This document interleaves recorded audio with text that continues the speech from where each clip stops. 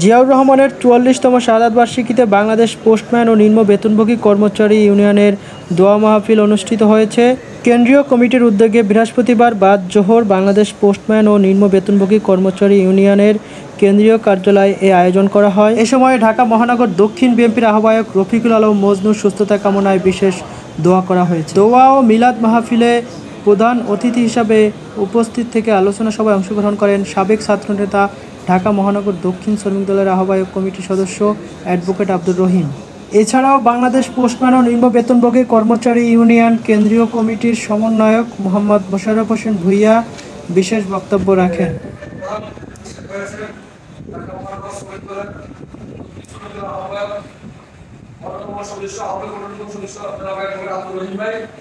আমাদের প্রধান পৃষ্ঠপোষক এবং আমাদের বিশেষ উপস্থিত হয়েছে আমাদের সুপারিনটেন্ডেন্ট জনাব আরিফান চৌধুরী, আমাদের মাঝে উপস্থিত আছেন আমাদের ঢাকা জিপির পোস্ট সেক্রেটারি জনাব আফজাল স্যার এবং পিএলের আমাদের উপদেষ্টা আরিফ চৌধুরী ভাই আমাদের মাঝে উপস্থিত আছেন এবং আমার সহকর্মী ভাইরা। আসসালামু আলাইকুম।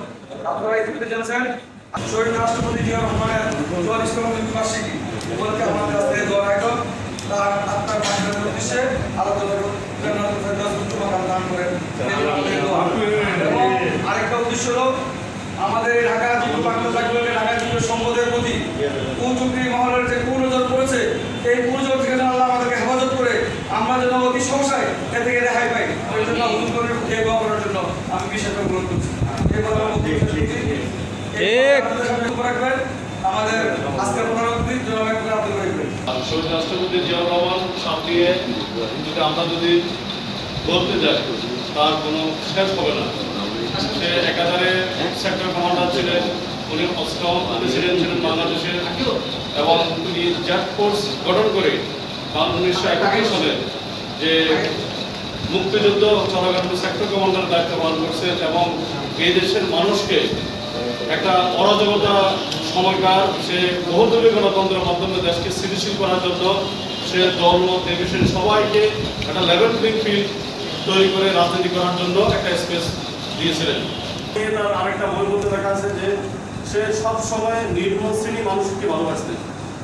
উনি যখন খান কাটতেন উনি রিক্সা শ্রমিক মারা যত শ্রমিক সবাইকে সে জড়াই ধরতেন। তো এই হলো আমাদের নেতা। আমরা আশা করি অন্তত ওনার জন্য দোয়া করবো, ওনার পরিবারের জন্য দোয়া করবো এবং কি আজকে যারা উপস্থিত সবাই অন্তত তার জন্য তসবির দোয়া করি। আর রফিকুল আলম মজনুর সাহেব অত্যন্ত অসুস্থ, তার জন্য আমরা সবাই কাজ করে দোয়া করি।